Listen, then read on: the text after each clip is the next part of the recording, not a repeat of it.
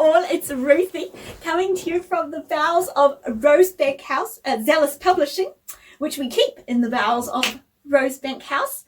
And I'm going to be reading to you the third chapter of my, well, I think it's my third chapter, my haunted mystery story, which I was calling Adventures in the Southern Highlands, but I'm now calling A Haunting in Berrima because I recently listened to the story of the legend of Sleepy Hollow.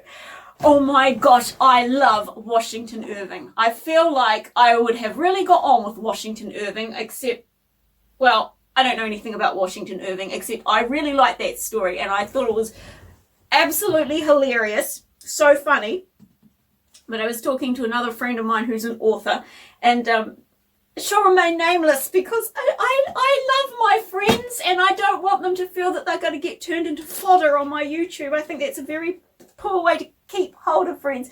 But I was talking to this friend and we were talking about how devastating it is when you find a book that's so good and then you find out the author was actually a nasty piece of work. So I hope Washington Irving was not a nasty piece of work, because currently I am seriously impressed. And after I read The Legend of Sleepy Hollow, I thought, well, I could really up my game.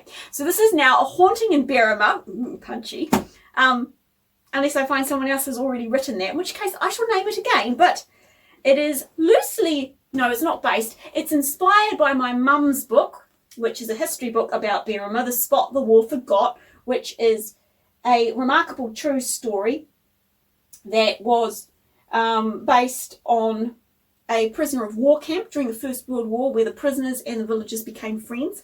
And also Claudine, which is a fairy tale for extraordinary adults, I think it says. I'm trying to find that, but I think it says that somewhere. I've read this book so many times, I should know where to find that. Anyway, oh, it's on the front of the book. Anyway, this one's about a ladybug that moves to Paris, and I love it. So these books sort of combine and inspire A Haunting in Berrima.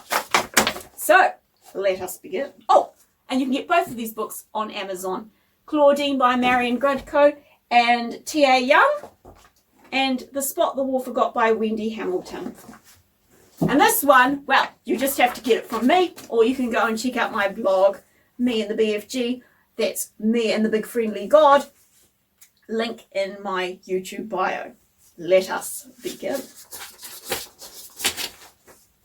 Well, look who's fallen into the river.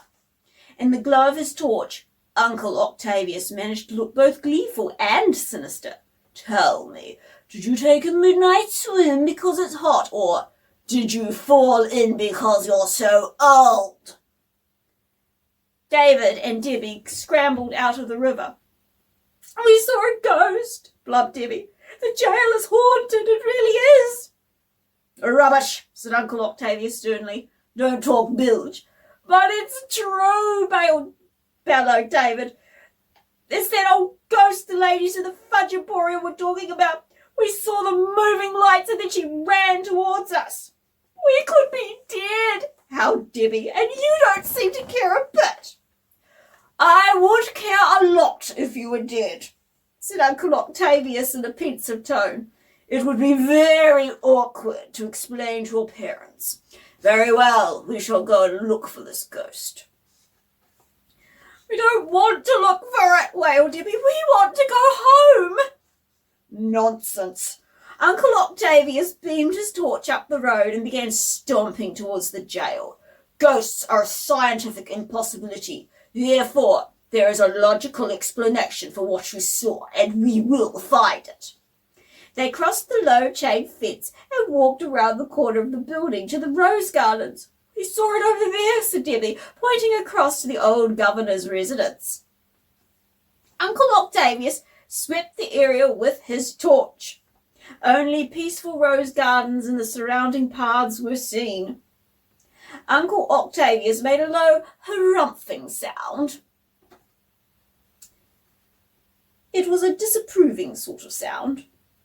She really was here, said Debbie desperately. It's true, Uncle, said David. I have found the logical explanation, said Uncle Octavius grimly. Ha ha, hilarious joke. Pretend old Uncle Octavius is going dotty. Make up outrageous story and watch the old duffer swallow it. Oh yes, ha ha, good joke. No, Uncle, you don't understand. Of course I don't understand, snapped Uncle Octavius, really mad now. I'm just a silly old loon who knows nothing. Get in the car, we're going home. He seemed really cross, Debbie whispered to David as they got into bed in the old-fashioned bedroom of Uncle Octavius's house. The house had been built in the 1920s in a mock Tudor style, and the walls were covered with oak panelling. You'll have forgotten in the morning, said David. But David was wrong. I have been thinking, began Uncle Octavius in a quarrelsome voice at breakfast. How long have you been homeschooled? Our whole life, said David, digging with a knife at his raisin toast in a disappointed sort of way. They're putting less fruit in this bread, he grumbled to Debbie. And that seems to me to be the problem, continued Uncle Octavius sternly. You've never had to knuckle down and learn respect for your elders. And that's why you make all these rude jokes about me being old. Uncle Octavius, we don't think you're old, snapped David in exasperation. You don't understand.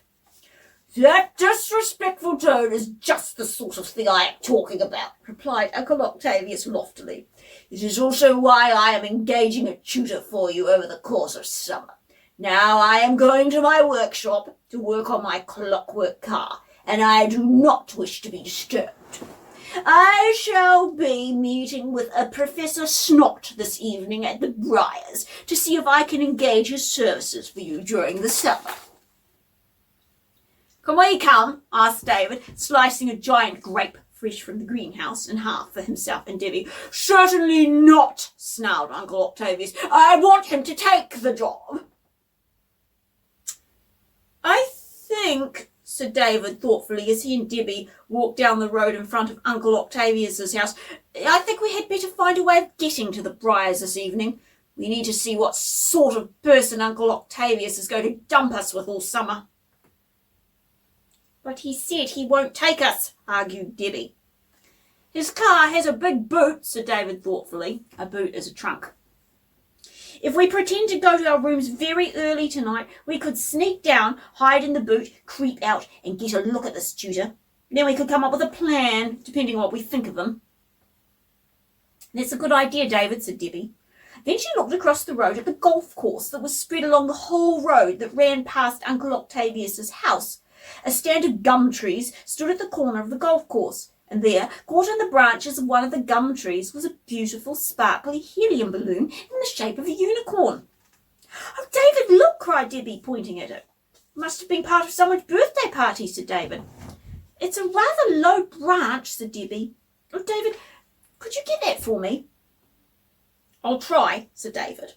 He slid through the wire fence. He wrapped his legs around the smooth grey trunk of the gum tree and began to pull himself up towards the balloon.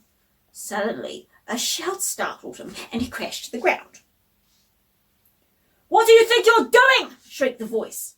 Charging through the gum trees, brandishing a golfing iron, was a tall, horrible-looking man with a long, pointy grey goatee. Get away from that tree! This is a private club. No children allowed. Why aren't you in school? It's summer holidays and we're homeschooled, said David, hastily backing away from the wild-looking man. Bah! Humbug! Screamed the terrible-looking man.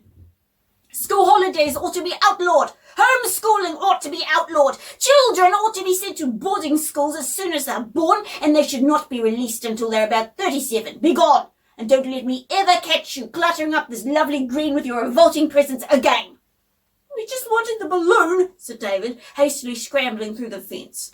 For some reason, this seemed to make the horrible man even madder. Well, you won't have it. You're not allowed on this course. Do you understand? You're not allowed to even think about this course. Or coming on to this course. What an awful man, said David. Sorry I couldn't get you your balloon. That's all right, said Debbie. Her voice sounded suspiciously moist. Are you crying? No. Look, said David, we'll find a way to have a nice summer. I promise. That evening, Debbie and David found Uncle Octavius reading the newspaper in a deck chair on his back lawn. "We thought we might just have some sandwiches and go to bed early, Uncle," began Debbie. Uncle Octavius folded his newspaper up and gazed at them from behind his small round glasses. "I have been thinking that I have been too harsh on you," he said quite kindly. "It's not your fault that you are youthful and full of joie de vivre. I'm sorry for snapping at you. I should have taken your little jokes in a more understanding manner." "That's all right, Uncle," said David. "Does this mean you're not getting us a tutor?" Uncle Octavius looked at him with surprise. "My dear boy, a summer tutor will be a delightful thing. This Professor Snot I am hoping to engage for you is a most eminent scholar. He has a PhD in classical studies and a PhD in theoretical mathematics." "What does that even mean?" asked Debbie in a worried voice. "It means that by the end of the summer, you and your brother will be proficient in Latin and trigonometry and whatever else Professor Snot sees fit to teach you," replied Uncle Octavius, taking up his paper in a cheerful manner. "Of course you may make sandwiches and retire early. There is also some Carpety ice cream in the freezer. Help yourself." Later that evening, David and Debbie emerged from the boot of Uncle Octavius's car, parked in the car park of the Briar's Inn restaurant. They crept round the windows and that surrounded the restaurant. Fortunately, the night was warm and the windows were open. And even more fortunately than that, Uncle Octavius and Professor Snot were sitting at a table near the window.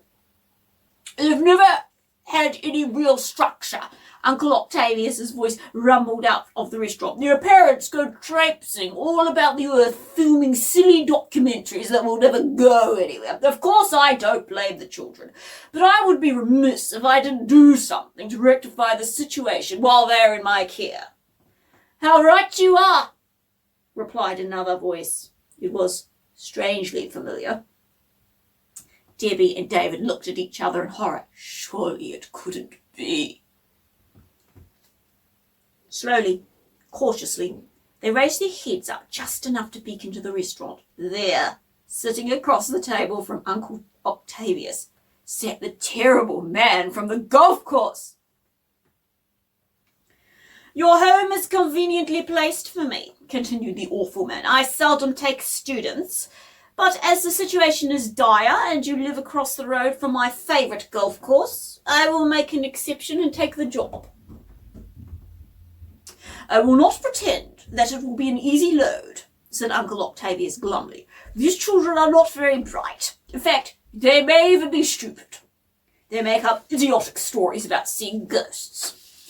The horrible man sat up very straight in his chair. "Where do they say they saw these ghosts?" he asked in a low, nasty sort of voice. "At the Berrima jail. Ridiculous, of course." "Yes, of course," said the horrible man slowly. "I am sure hours and hours of maths and Latin will cure them of these unhealthy fantasies." It was late when Debbie and David crept out of the boot of the car and snuck quietly back to their oak-panelled bedroom. "What are we going to do about having him as a tutor?" asked Debbie in a worried voice. "I don't know yet," admitted David, "but I'm jolly well going to sort out a plan for getting rid of him. Maybe I'll have my plan sorted by morning." But by the morning, David hadn't thought out a plan, and the crunch of a car on the gravel outside the house announced that the tremendously terrible tutor had arrived. "I can't stand him just yet," muttered David. "Let's go for a walk down the road." As they neared the end of the road, where the corner of the golf course was shaded by a stand of gum trees, Debbie grabbed David by his arm. "Look, another balloon." So it was.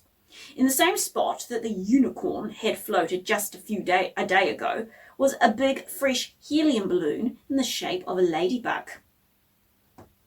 "The unicorn is gone," said Debbie. "And now a ladybug is here," said David. "And we know where Professor Snot is," whispered Debbie. Yes, and quick as a flash, David slid through the fence and began climbing the tree towards the balloon. That is all for today. Thank you so much for listening. Come back later when I read the next chapter of my story, A Haunting in Berrima. Ooh.